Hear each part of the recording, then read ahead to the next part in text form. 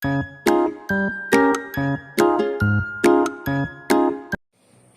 anak-anakku yang baik, apa kabar anak-anak? Semoga anak-anak dalam keadaan yang sehat-sehat ya, sehingga kita bisa dapat melaksanakan pertemuan kita ini dengan baik. Hai anak-anak, minggu lalu kita telah belajar tentang Salomo Raja Bijaksana. Nah, anak-anak, hari ini kita mau belajar secara khusus tentang Ester, perempuan pemberani.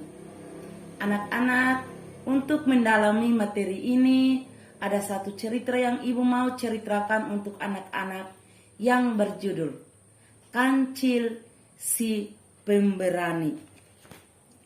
Siang itu sangat terik sekali. Semua warga hutan sedang beristirahat di sarang mereka masing-masing. Angin panas siang itu berhembus kencang dan membuat suasana siang itu menjadi sangat terik sekali, dan tak satu pun warga hutan yang mau keluar sarang.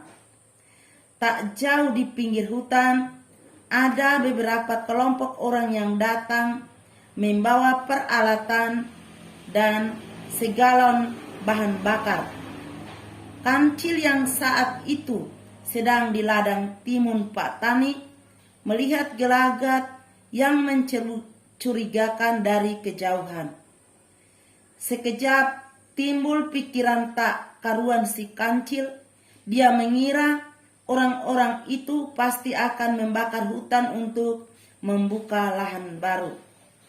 Langsung saja Kancil berlari secepat kilat menuju ke dalam hutan, seraya membangunkan semua warga hutan yang sedang beristirahat. Semuanya, hayo cepat tinggalkan hutan.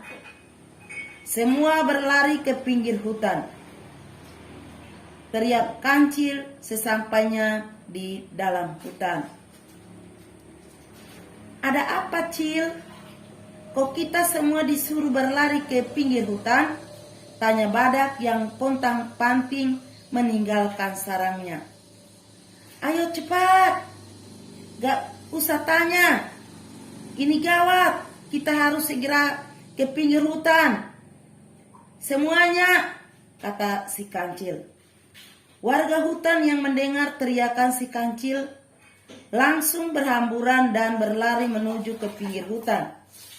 Di pinggir hutan, sekumpulan orang tadi sudah siap membakar rerumputan dan kayu kering. Namun, mereka berhenti sejenak dan saling berpandangan karena mendengar bunyi gemuruh yang datang ke arah mereka. Ternyata, suara gemuruh tadi adalah bunyi langkah warga hutan yang dikomandoi oleh si Kancil untuk berlari ke arah pinggir hutan, tempat di mana orang-orang tadi mencoba membakar hutan. Langsung saja orang-orang jahat tadi berlarian pontang-panting menjauh dari pinggir hutan. Mereka berlari menyelamatkan diri dari sebuah warga hutan yang keluar dari hutan siang itu. Akhirnya si Kancil berhasil menggagalkan usaha pembakaran hutan oleh orang-orang yang tidak bertanggung jawab. Semua warga hutan sangat berterima kasih kepada si Kancil.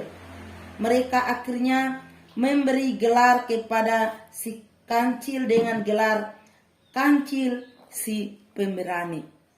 Anak-anak, sekian ceritanya. Setelah anak-anak mendengar cerita Kancil si Pemberani tadi, maka anak-anak harus menjawab pertanyaan-pertanyaan dari ibu. Yang pertama, bagaimana suasana pada suatu siang itu? 2. Apa yang dilihat Kancil ketika ia sedang di ladang petani? 3. Apa yang dilakukan Kancil ketika tahu bahwa orang-orang akan membakar hutan? Keempat, bagaimana tanggapan warga hutan terhadap kancil? Silakan anak-anak menjawab dengan benar. Setelah anak-anak menjawab pertanyaan-pertanyaan ini, mari kita membaca kitab suci tentang kitab Ester bab 2 ayat 1 sampai dengan 21, dilanjutkan dengan bab 3 ayat 15, bab 7 ayat 1 sampai dengan 6. Setelah anak-anak membaca kitab Ester ini, maka ibu akan memberikan 6 pertanyaan untuk anak-anak jawab. Pertama, apa arti pemberani? Kedua, siapa Ester itu? Ketiga, keberanian apa yang Ester tunjukkan? Keempat, mengapa ia lakukan keberanian macam itu? Kelima, siapa yang membantunya sehingga Ester berani? Keenam, apa yang bisa kamu teladani dari Ester? Silakan anak-anak mencari dalam kitab Ester tadi dan jawab dengan benar. Setelah anak-anak menjawab 6 pertanyaan ini, maka silakan anak-anak mengambil buku catatan untuk kita mencatat, sehingga sampai di rumah anak-anak bisa belajar kembali.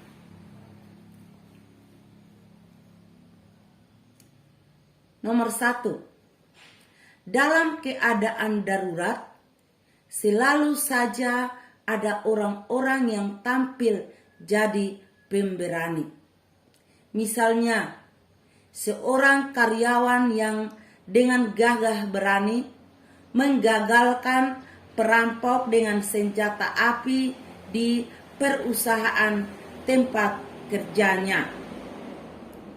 2. Demikian juga Ester, ketika bangsanya akan dilenyapkan di negeri Persia, Ester berani berjuang untuk menyelamatkan bangsanya dengan resiko dibunuh. Ketiga, dengan bantuan pamannya Mordekai, Ester akhirnya berhasil menyelamatkan bangsa Yahudi dari pembinasaan. Justru musuhnya Haman yang akhirnya mendapat hukuman. Yang keempat, menjelang Ester melakukan tindakan itu, ia minta warga Yahudi untuk mendukung dengan puasa selama 3 hari dan berdoa kepada Allah. Allah berkenan mendengarkan doa warga Yahudi dan melindungi Ester dari aturan raja yang membunuh orang yang datang kepadanya tanpa dipanggil. Padahal Ester datang tanpa dipanggil. Namun berkat Tuhan, ia luput dari hukuman raja.